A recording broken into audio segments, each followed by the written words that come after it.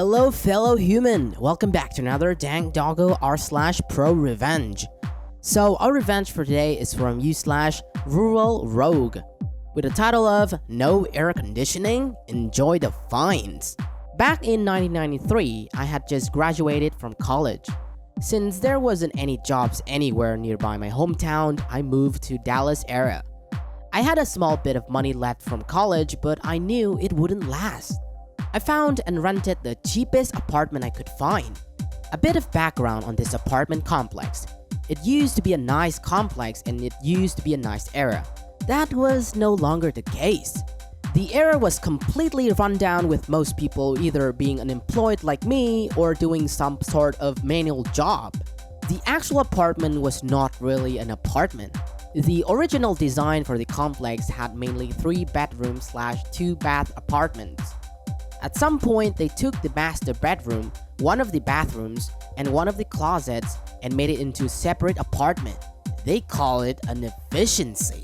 I'm sure some of you are reading that and trying to figure out where the kitchen was located. Short answer, it wasn't. The kitchen was the closet.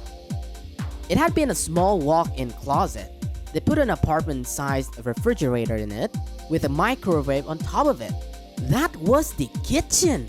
I didn't particularly like it, but I was broke. What could I do?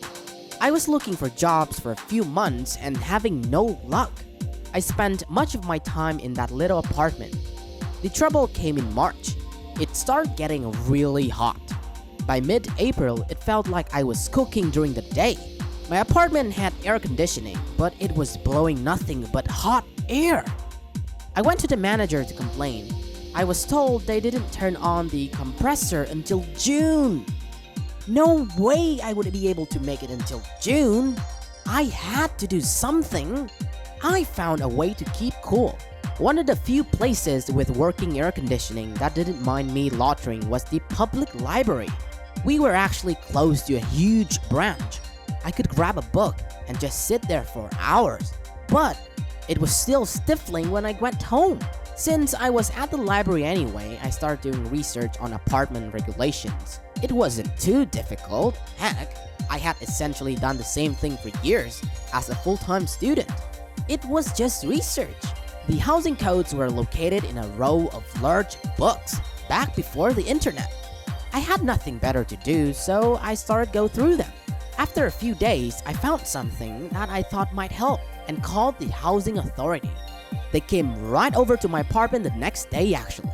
Infraction 1. If the temperature with the apartment was above a certain level, air conditioning had to be available. I think it was 80 degrees and it was 83 degrees in my apartment when they showed up. Infraction 2. All apartments, regardless of size, had to have a working stove. Remember, I only had a microwave, which was not considered a stove. Infraction 3. All apartments, regardless of size, had to have a working sink in the kitchen. Again, remember, I didn't have a sink in the kitchen. I had to wash what a few dishes I had in the bathtub. The housing authority people said they would take care of it and left. Within another week, I got a notice from the apartment that they were going to put in a stove and sink. And, best of all, the AC started getting cool. It doesn't end there though. I was there when the workers were putting in stove and sink. I was playing some video games. One of the workers saw it and started up a conversation since he liked video games. I found out some interesting things. First, the wiring wouldn't handle the stove, so they had to do something to get it to work. They put one hole in my apartment and I heard them putting some more holes in the apartment next door. Don't forget, those two apartments used to be the same apartment. The fuse box was in the other apartment. Second, the flooring in the closet was carpeting. That was deemed unsafe to put a stove on, so they had to tear it out just in the closet and put down some type of tile. Third, the closet did not have any place to attach the sink, so they had to go through the wall again to get the bathroom to connect the plumbing in there. I'm unsure how that worked, since directly on the other side of the wall was the bathtub. There was no exposed plumbing there. All told, these changes cost about 10Ks including parts and labors. I'm going by what I was told. I have no direct knowledge, and the guy giving me this information was one of the regular workers, and not any sort of management. But I did find out one other thing. It wasn't just my apartment. It was all the efficiency apartments. All 20 of them. If the number that I was given can be believed, that would be approximately $200,000. All because it was hot. Since I forgot this part, I got a notice from the housing authority a few weeks after they finished updating the apartment. The notice mentioned fines being levied. I don't have any additional information on the number or amount of the fines, but based on what I've heard about the housing authorities in the later years, it was probably substantial. In response to one of the comments, I was curious and went to look up this old apartment. In '93, when I was there, the apartment was $485 per month. Now, it's $615 per month.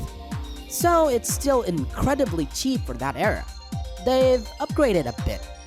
Now, the kitchen, in other words the closet, has countertops and cabinets.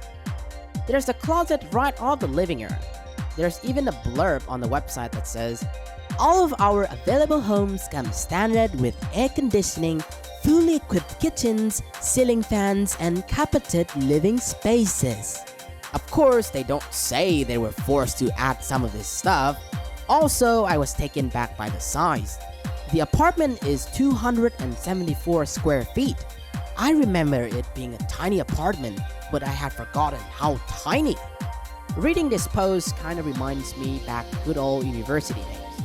Back then, I was living in a relatively small apartment, but doable. Not that tiny like OP. I mean, what can we do back then? We had no money.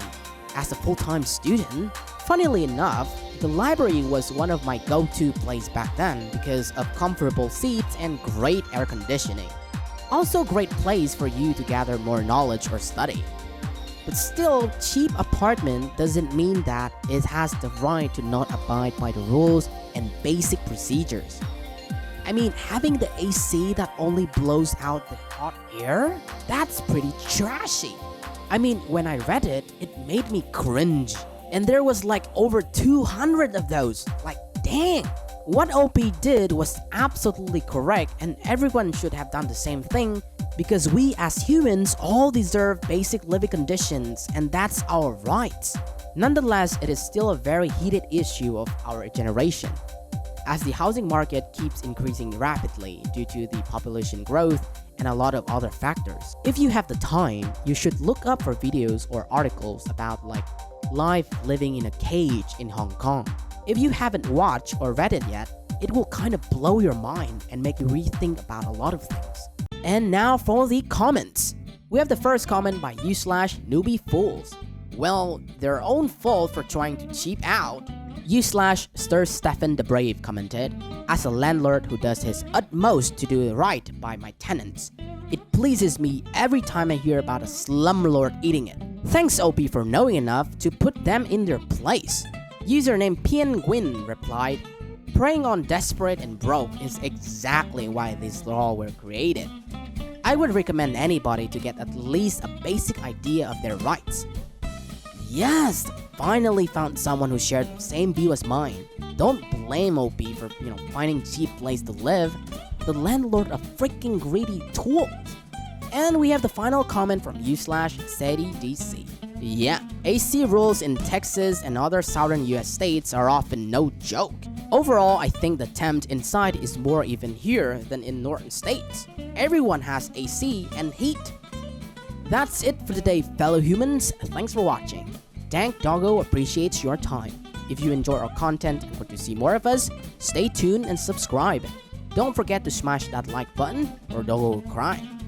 Also, you can always tell us your doggo comrades, your experiences in the comment section. I will catch up with you guys later in the next video.